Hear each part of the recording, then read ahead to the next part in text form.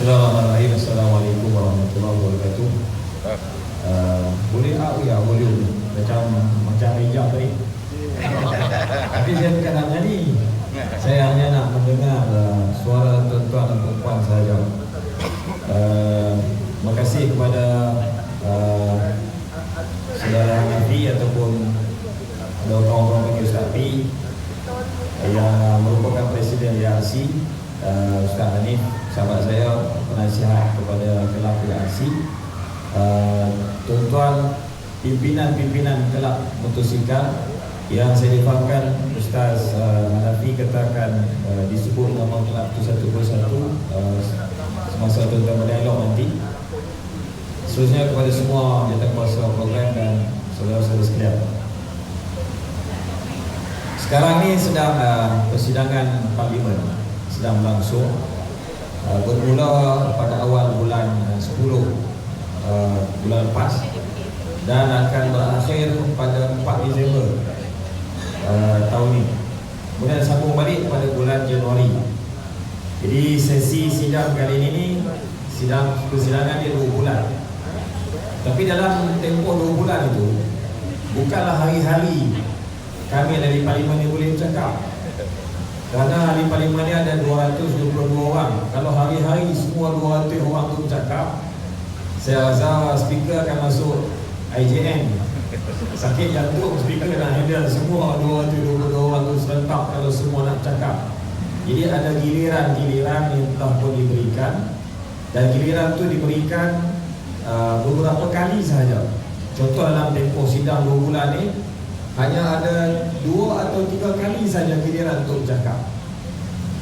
Dan sekali bercakap paling lama 15 minit sahaja. Abang Ijam nyanyi tadi lagi lama daripada yang bercakap di parlimen.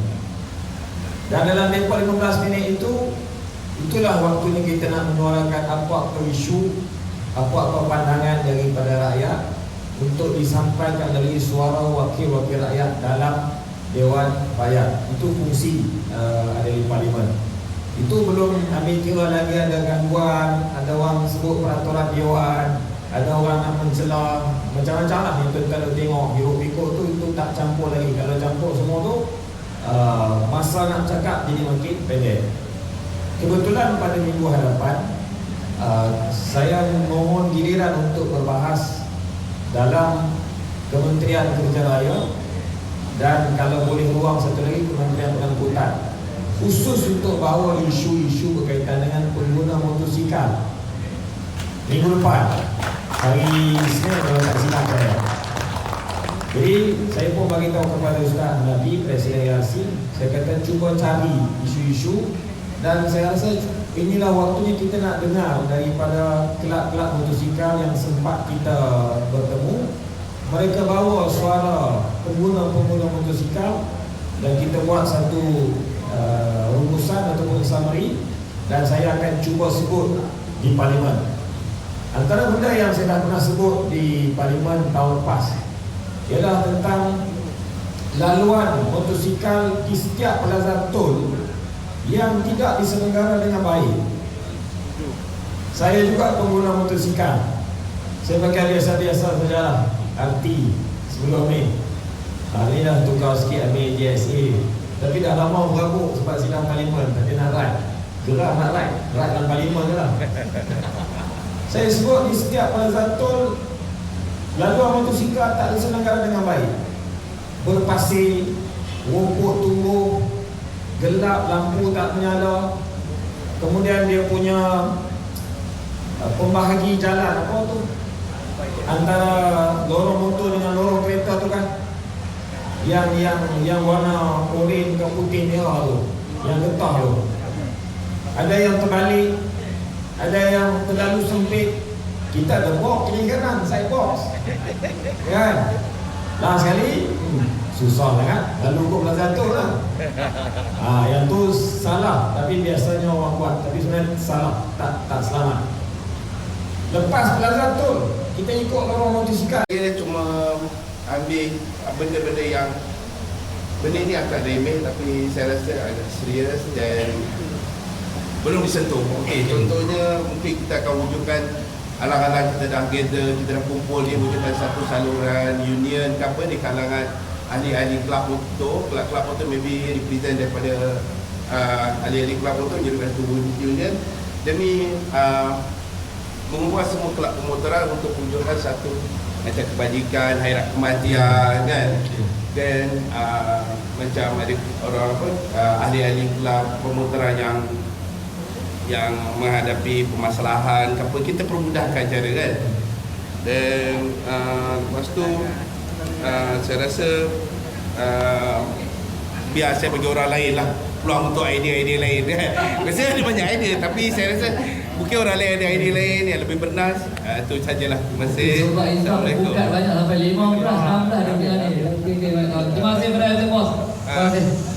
Okey, next silakan Assalamualaikum. Assalamualaikum. Saya wakil daripada komuniti BMW Bersatu. Saya rasa lepas ni ramai boleh cakap sebenarnya dah cover semua kan berada kita ni. Tapi saya nak titip beberapa benda yang berada kita sudah sentuh. Satu sebagai parents lah. Sebab kita orang pun pernah muda. Masa muda kita pegang motor tu tak pernah tengok meter pun. Yang penting meter tu habis. Kan? Tu orang muda macam ni. Saya punya anak perempuan baru dapat bifu naik motosikal bini saya Z650 naik highway 160 sampai sini patah. So saya dia concern je lah, ada tak kerajaan boleh buat something di mana untuk kita ada masalah menghadapi Superman, semua benda tu yang sedang berlaku kan. Ada tak apa kerajaan yang atau apa dasar yang kita boleh buat untuk selesai masalah ni? Sebab itu macam saya, cara saya untuk elakkan anak saya pergi terbang ke highway 160, saya jual motor dulu. Supaya dia tak ada motor, so bagi dia Vespa je lah. Kan? So supaya dia boleh pergi sekolah, college, settle lah. So tapi ada ramai lagi yang kita nampak sekarang macam culture modern pit dulu datang balik. Ada sekejap dia macam senyap sikit, lepas tu sekarang dah datang balik, dah kat highway, dah Superman, dah semua ni, kat FB, kat social media, kita orang pun dah nampak banyak kes kemalangan yang melibatkan anak-anak muda ni. So saya harap ni ada something yang mungkin kita boleh bagikan cadangan supaya boleh kurangkan atau mungkin campaign keselamatan ke atau apa cara yang sesuai lah. Okey, kelab juga dah menyerahkan cerah hati kepada pihak pengajuan dan juga pihak yang berhormat. InsyaAllah seterusnya tanpa melengahkan masa saya mempersilakan yang berhormat Fadil Afran Hamidi. Terima kasih Presiden ARC. 2 minit masa ni lebih singkat daripada Parlimen. Parlimen tu 5 minit lagi. Saya mencatat semua yang tuan-tuan suarakan tadi. Dalam buku nota saya ni 11 muka surat saya catat. 11 muka surat. Hampir majoriti suara-suara menyebutkan tidak bersetuju dengan smart lane. Kerana smart lane ni tidak efektif pun untuk pengguna jalan raya, termasuklah pengguna kereta dan pengguna motosikal. Bahkan menambah lebih keburukan sebenarnya. Dan beberapa isu-isu lain lah yang saya tengok ada 38 isu yang disebutkan. Dan insyaAllah saya akan minta pihak ARC buat rumusan. Mungkin tak semua 38 isu ni sempat saya sebut sebab masa 5 minit kan. Yang puncak pertama tadi pun dah setengah jam lah ni.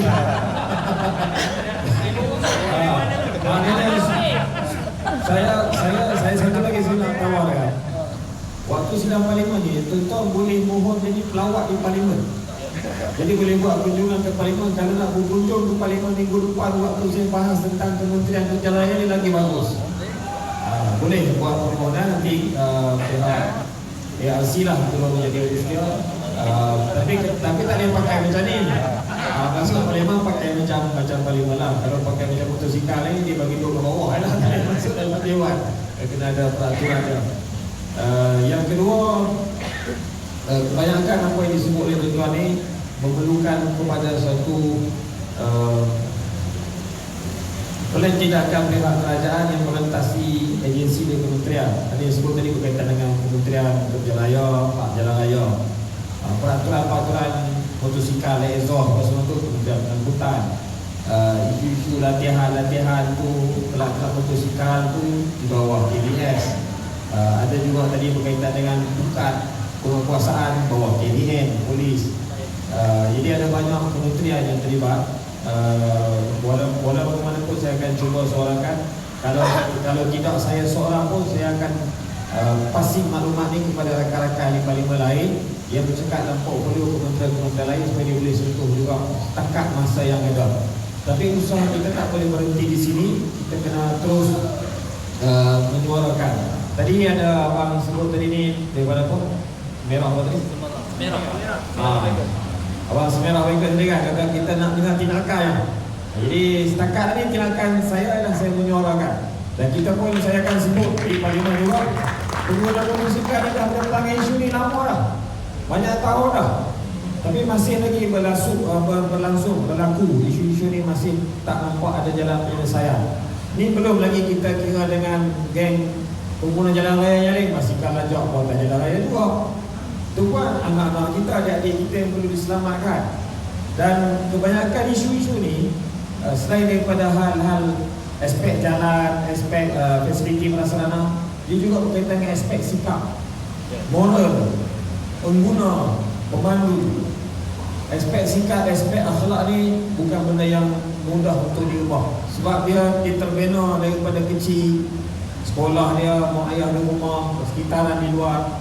Benda-benda tu adalah tindakan yang memerlukan tindakan yang jangka masa panjang dan tindakan semua pihak. Saya setuju tuan-tuan semua